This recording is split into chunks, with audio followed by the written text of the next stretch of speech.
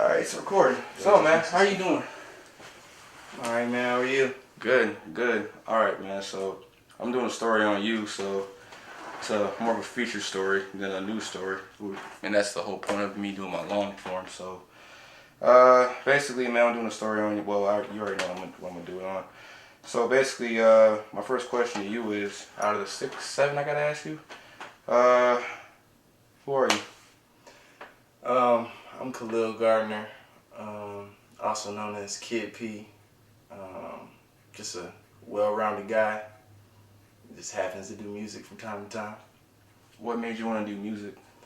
Just always had a passion for the music. Honestly, it was just I was always that kid that just knew all the songs that came on the radio, and my mom would just be like, "Khalil, shut up!" Like, I just knew every lyric to every song, and then, after a while, and met some people in high school, met some good friends, Big Mike and Harrison, and they were into it, and I just got into writing my own stuff instead of reciting stuff. So it just seemed like a natural fit. Like, what was your inspiration to do music? Like, is it a certain artist? Is it like something that motivates you? Like what is it? Inspiration, yeah, man. Like I never really saw myself doing music, and until I heard Drake, and then it was just like so different from what everything else that was out there. Like everything else at that time was just more so like gangster rap, like baggy t-shirts and jeans and stuff, and then he's coming talking about his real life. Like he's not afraid to put his ups, his downs, his whether he's right or wrong, he's not afraid to put it out there in the music. And that was just like, it really showed me that it's really just a true form of expression, not so much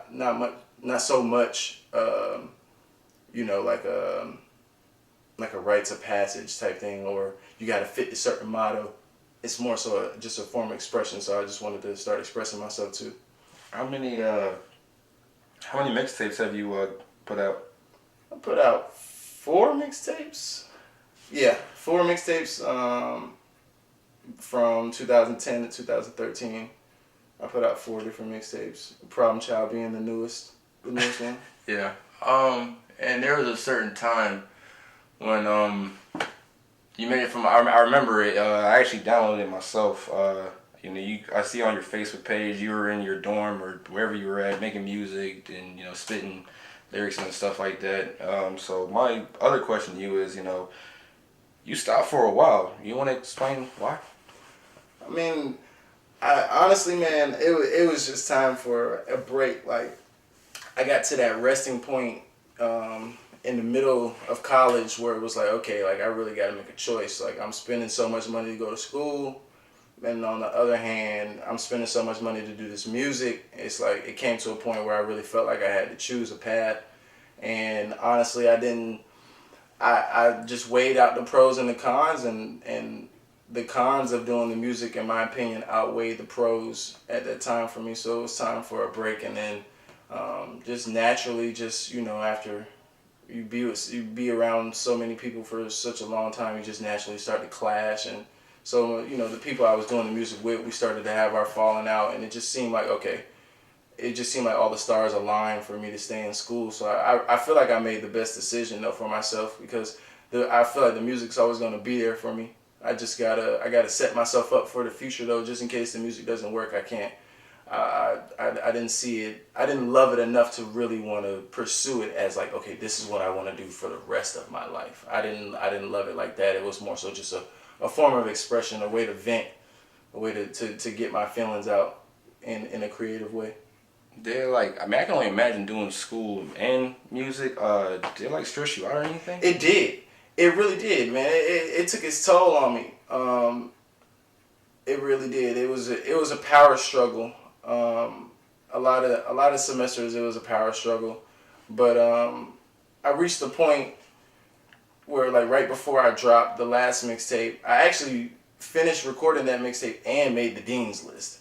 So it was like, it was kind of like, that was like the one moment where I was just like, maybe I can still do them both, because I had reached my height academically with making the dean's list, and then I was still at the height of doing my music too. I had produced the best project that I've done so far, and I did them both in the same semester, and I really felt like I could do them both, but just going back to weighing the pros and cons, it was just like, okay, just because I did it this semester, the workload's only going to get deeper because I'm only going to get more advanced in these courses, and they're only going to get tougher. So I still had to make that choice, but it was a good. I feel like I made the right choice though. Did it depress you at all? Did it what? Did it depress you at all? It did, man. I got down. I was really down for a good minute. It was just like it was a time period in my life where a lot of things started snowballing on me. It was like, okay, I was depressed about like my team and having that fallout because they didn't understand why I wanted to stop. Like they couldn't respect it at that time. Like, okay, like he's trying to get this degree. He's got so much debt. He's putting himself in debt for this degree. They didn't really truly understand that at the time because, like I said, I had made the dean's list and made my best project at the same time. So they were like, dude, you can do them both. Like, what do you mean you can't do them both? Like, so it had me down. And then there was a lot of stuff like, you know, I was going through issues with my girlfriend and family issues and stuff like that. So it was a lot. And I hit a rough patch because I had got so stuck on just focusing on school where my mind was clogged. I didn't have my creative outlet to where even when I would try and pick up the pen and try and write something out, it wouldn't come out right. It was just, I mean, in my opinion, it was trash. So it was like, man, it just got me down. It was just like, man, I made a choice and now I'm not succeeding at either one of them. Like I dropped back down. I think when I made the dean's list, I was like a 3.7 that semester, and then I dropped back down to like a 2.6 like the next semester. So it was like, man, what am I really doing? Like it really had me shook for a minute. I was really down. I really just was down on life at that point. And the comeback, how did that happen? Like when you came back in the scenes, when everybody started knowing that, well, obviously people know who you guys are. They know you click. They know you guys are locally around Columbia. And when I heard, actually, no, me and Warren Hart, I don't know if you know him or not, Yeah. but we were in the library one day, and I was listening to your mixtape while we were studying, and he said, and then Warren told me, you know, does he make any music yet? And I'm like, yeah, he's making one right now. This was in 2011, fall of 2011. Yeah. And then that's when you came in after the conversation. So what made you come back and made you want to make another mixtape? Your last mixtape, which came out in 2013. Yeah. It was just, you know, it was time to put something out there. I hadn't dropped anything in a good while, and I wanted it to be creatively the way I wanted it to be. So I took a lot of time. It took me like a year and a half to make that last project because everything was mine. Everything was mine. Like I own all the beats. All the lyrics are mine. Like it was just really like I really wanted to make it perfect, and I spent a lot of time tailoring and cutting songs out and redoing songs and oh man, I don't like this song no more on this beat. Let's try and find another beat. Like, you know, it had to sonically fit and it had to make sense for me to want to do it too. And it was just like, you know, it just made the most sense to me. Like, you know, it just seemed like at that time I was causing a lot of problems. It didn't matter where I was at, whether it was at home or whether it was with my girlfriend or with the team. Like, I was just the problem child. So it was like, bam, that's the name right there.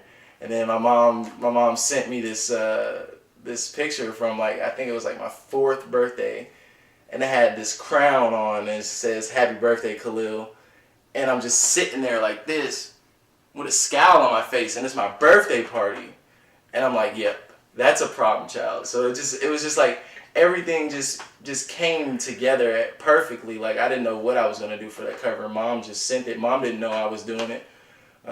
She just sent me a picture and she was like, look at you. She was like, you're never satisfied. And I was just like, I gotta use that.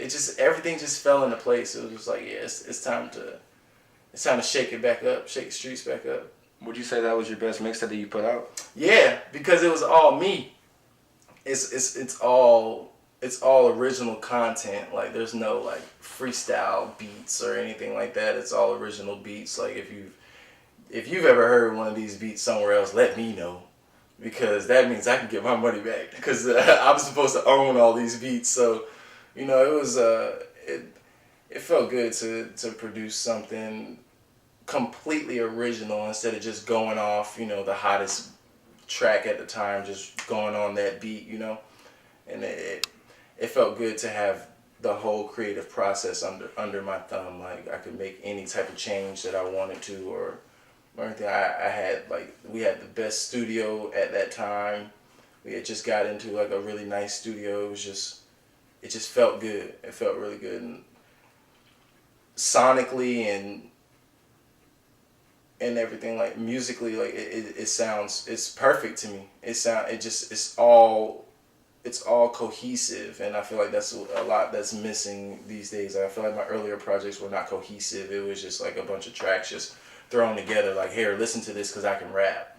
And this one was like, okay, I can really rap and I can make songs. This is like an album that I'm giving you for free, like, here. It was more explanation to it instead of just like, oh yeah, I rap, here's this. You know what I'm saying? It was like, no, for real, like, this is everything, like, here. So it felt really good to put that out. And I saw that you gave one of your tapes to Clowney. I did. I met him. Matter of fact, I was having lunch with you upstairs in Russell House. Yeah, we were talking about the mixtape, and Clowney walked by, and I was just like, man, I'm not finna pass I'm not finna pass this opportunity up. Like, you know, if Clowney's bumping this, the whole football team's gonna bump this. He's probably gonna promote it. You know, he'll probably like put up a picture on Instagram or I don't even know if Instagram was as big as it is now then, but I was just like, you know, the gamble, it's a reward, it's a risk and a reward to it. So, and I had seen him, he had come to one of our shows downtown before, so I knew he knew my face, and I was just like, hey man, I saw you, remember you came to our show the other night? He was like, oh yeah. I was like, man, I got this, I just dropped the mixtape, you know what I'm saying? I'd love for you to have one. And he was like, yeah man, let me get that. So that was real big to me, like, to have, you know, #1 pick in the draft, best player in the country, so humble. And he's just like, he could have said no. He could have been like, nah, I just need to get my lunch, get to the field, you know, whatever it was. But he was humble and he took it, and that meant everything to me, because it was literally the biggest guy on campus, like, literally and figuratively. He's the biggest man on campus. So to have him as humble like that, to sit there and wait for me to sign it for him and then give it to him, that was everything to me.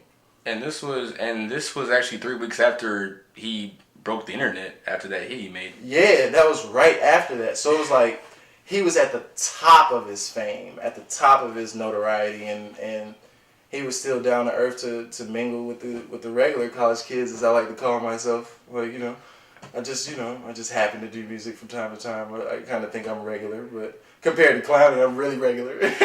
So it was like, it was a really humbling moment, but it made me, it lit a fire in me though, to feel like, you know, don't ever feel like somebody's unreachable. Like, just because they have a certain status or stature, like, that doesn't make them unreachable. Right. So man, what's next for you? Next, man, I'm still on hiatus. Technically, I'm still on a hiatus from Problem Child. It's been, you know, 2 years and 2 months and 3 days since that project's dropped. So it's been a minute, but I've been cooking though. I've been Chef Curry with the pot, you know, trying to make some stuff happen. I got I got a couple ideas in mind for another project. Got one of my boys, Harrison, wants to do a joint project, like just a 5-song just project. We just throw it out, just to get back into the swing of things. But I also have like a idea for a full length, another free album that I want to do. Kind of like a fan of a mixtape kind of thing. Yeah, kind of sort of like that. Like, I have that, and then I have the like, I want to call it LAME, but it's like a acronym for like Life as My Education. And you know, I really, really, really wanted to get it out as like by the time I graduated in December last year, but it just didn't.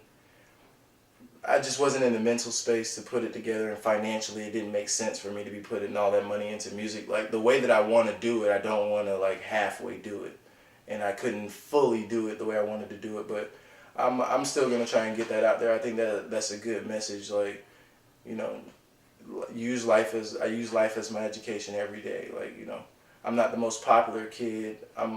People know me, but some people would call me lame. So I think it's kind of like a double entendre. I just took my own spin on it. But I think 2015 the streets are here more. Khidd P. I got some stuff. I got a song that I'm actually ready to record that I really want to put out. I think that the timing for it is about to be perfect when the weather's about to heat back up. It's about to get perfect. Like I kind of hate the idea of doing like temperature music, as they call it. Like, you know, oh, this song is only going to work in the summer, or this song is only going to work in the winter. But I think that it's a party type track. It's an outdoor. I feel like it's more of an outdoor type event type track. So something like that, I feel like would really go off at the pool parties and barbecues and stuff. Everybody wants to get out now. The weather's starting to heat back up, so it's time to shake things up again. Anything else you want to add? Just want to give a shout out to the whole team, the whole PGE, Mike Buford, Benny Sav, Shello, DJ Streets, Greg, everybody, Linwood, the whole team, D Fresh, JC, everybody, everybody's girls too. You know, they all put up with us on a daily basis. They hate it sometimes when we sitting there making a whole bunch of commotion in the living room or fighting over beats and stuff, but they hold us down. So just want to give a shout out to my team.